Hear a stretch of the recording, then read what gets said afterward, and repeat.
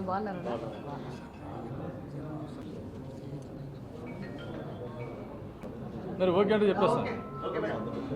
దేశంతో కుట్రపూరితంగా అది కూడా మేము క్లారిటీ, మేము అనవసరంగా విమర్శించడం లేదు. క్లారిటీ వచ్చిన తర్వాత మీకు వైకుంఠ ఏకాదశి శుభాకాంక్షలు తెలియజేస్తూ, మరి మొన్నటి రోజు జరిగిన విషయం అందరికీ తెలుసు, అందరికీ చాలా బాధాకరమైన విషయం. ఎందుకు జరిగిందో కూడా నిన్నటి రోజు మాన్యశ్రీ ముఖ్యమంత్రి చంద్రబాబు నాయుడు గారు సుదీర్ఘంగా పరిశీలించారు. స్వయాన ముఖ్యమంత్రి గారు, పవన్ కళ్యాణ్ గారు, అదేవిధంగా ఇన్ఛార్జ్ మంత్రి అనగాని సత్యప్రసాద్ గారు, మరి ఎండోమెంట్ మినిస్టర్ గారు, మరి హోమ్ మినిస్టర్ అనిత గారు స్వయాన అక్కడే ఉండి నిన్నన్ని పరిశీలించారు.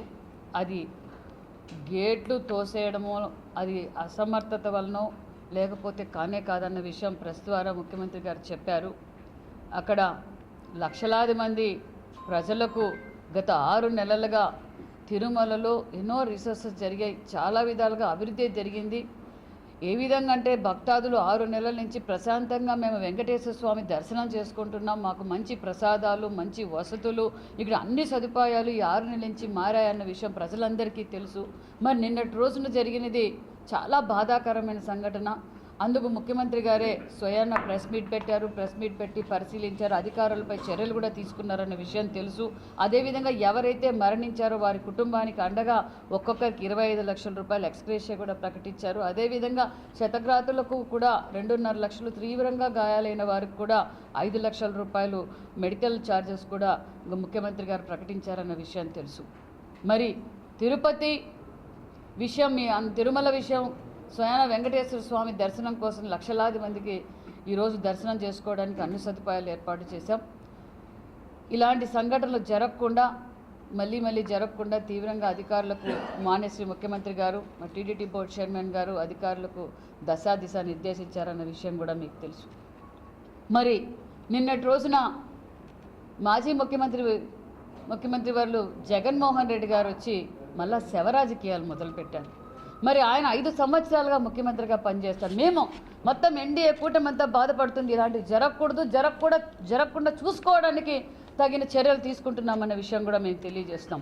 నిన్నటి రోజు జరగని విషయం జరిగితే మరి జగన్మోహన్ రెడ్డి గారు నిన్నటి రోజు శవ రాజకీయాలు మొదలుపెట్టారు. మరి గతంలో ఆయన ముఖ్యమంత్రిగా ఉన్నప్పుడు ఏం చేశారో ప్రజలందరికీ తెలుసండి. జగన్మోహన్ రెడ్డి గారు, రోజా గారు, మీరు ఇలా మాట్లాడడం కాదు, అనుకోకుండా జరిగింది, దానికి ఏం చేయాలో మీ సూచనలు సలహాలు ఇవ్వాలే తప్ప ముఖ్యమంత్రి గారు రిజైన్ చేయాలి, టీటీడీ బోర్డు చైర్మన్ రిజైన్ చేయాలి, మంత్రులు రిజైన్ చేయాలి, ఏం మాట్లాడుతున్నారు? అక్కడ జరిగింది యాక్సిడెంటల్గా జరిగింది, వాళ్ళ గురించి మాట్లాడండి.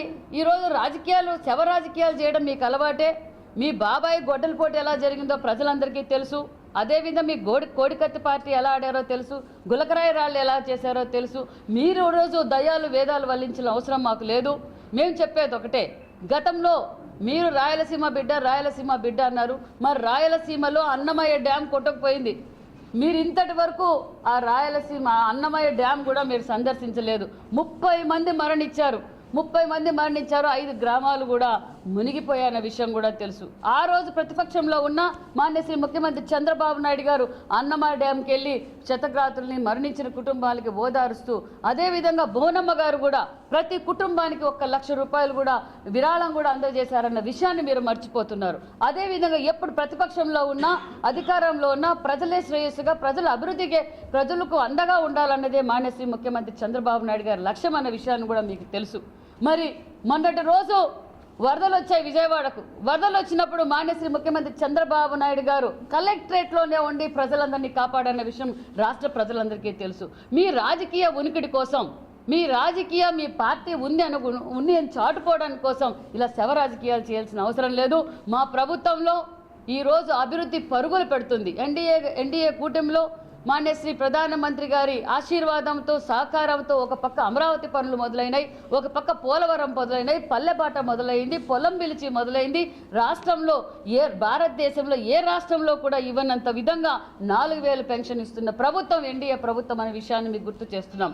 అదేవిధంగా దీపం పథకం కింద సిలిండర్లు ఇచ్చాం. తొలి మెగా డిఎస్ఏ అని చెప్పాం. తొలి మెగా డిఎస్ఏతో సంతకం పెట్టిన ఘనత మాన్యశ్రీ ముఖ్యమంత్రి చంద్రబాబు నాయుడు గారు. ఒక పక్క సంక్షేమం, ఒక పక్క పరిశ్రమలు, ఒక పక్క సంపద సృష్టించగల నాయకుడు మాన్యశ్రీ ముఖ్యమంత్రి చంద్రబాబు నాయుడు గారు అన్న విషయాన్ని రాష్ట్ర ప్రజలందరూ గ్రహించే ఈ రోజు సంపూర్ణమైన మెజార్టీ మాకు ఇచ్చారన్న విషయం మీరు మర్చిపోయి మీకు ఆ 11 సీట్లకే పరితం చేశారంటే ప్రజలు మీ పరిపాలన మీద ఎంత విరక్తి పుట్టారో ప్రజలందరికీ తెలుసు. మరి మాన్యశ్రీ ముఖ్యమంత్రి ఈరోజు చంద్రబాబు నాయుడు గారు స్వయాన తిరుపతికి వచ్చి సమస్యను మరీ పురోహితం కాకుండా కావాల్సిన తగు చర్యలు తీసుకున్నారు. మీరు ఏ రోజైనా 5 ఏళ్లలో ఇలాంటి సంఘటనలు జరిగినప్పుడు ఏ రోజైనా మీరు ప్రజల దగ్గర పోయి పరామర్శించారా అని కూడా మేము సూటి ప్రశ్నిస్తున్నాం. మీరు గాల్లో తిరిగేదే సరిపోయిందే తప్ప ఎక్కడ దోచుకుందామా ఎక్కడ దాచుకుందామనే పని మీదే ఉన్నారే తప్ప రాష్ట్ర ప్రజలు ఏమైపోయారు, రాష్ట్ర అభివృద్ధి ఏమైపోయిందో ప్రజలందరికీ తెలుసు. ఈరోజు ఏదైతే మేము ఈరోజు కర్నూలుకి వచ్చాం, కర్నూలుకు కూడా ఇండస్ట్రీ ప్రాంతాల వారీగా ఈరోజు అభివృద్ధి ధ్యేయంగా మా ఎన్డీఏ ప్రభుత్వం మాన్యశ్రీ ముఖ్యమంత్రి చంద్రబాబు నాయుడు గారు, ఒక పక్క పవన్ కళ్యాణ్ గారు, నారా లోకేష్ గారు పనిచేస్తున్నారనే విషయాన్ని కూడా మీకు తెలియజేస్తున్నాం. మొన్నటి రోజు మన రాష్ట్రానికి మన పిఎం గారు వచ్చారు. పిఎం గారు కూడా సంపూర్ణమైన సహకారం అందిస్తాం, ఆంధ్రప్రదేశ్ 2047 స్వర్ణాంధ్రప్రదేశ్గా మారబోతుందన్న విషయాన్ని కూడా ప్రజలందరూ ఆకరించారు. మరి మీ సమయంలో మీరు ఏం చేశారు? మెగా జాబ్ క్యాలెండర్ అన్నారు, చేశారా? మీరు సూటి ప్రశ్న అడుగుతున్న మెగా జాబ్ క్యాలెండర్ అన్నారు, ప్రతి సంవత్సరం మెగా జాబ్ క్యాలెండర్ అన్నారు, సంపూర్ణ మద్యపాన నిషేధం అన్నారు. ఇలా మీరు అబద్ధాలు చెప్పడం వల్ల మీకు 11 సీట్లు పరిమితం చేశారన్న విషయాన్ని మీరు మరొకసారి గుర్తు చేసుకోవాలి. మరి మీరు కానీ మీ నాయకులు కానీ మాన్యశ్రీ ముఖ్యమంత్రి గారిని కానీ పవన్ కళ్యాణ్ గారిని విమర్శించే స్థాయి మీరు కోల్పోయారన్న విషయాన్ని కూడా మీకు తెలియజేస్తూ మీరు అభివృద్ధి మీదకి రండి, చర్చకి. అభివృద్ధి మీరు ఒక మాజీ ముఖ్యమంత్రిగా మీరు చర్చించడానికి రండి, ఎక్కడ అన్యాయం జరుగుతుందో రండి, మేము కూర్చోవడానికి సిద్ధంగా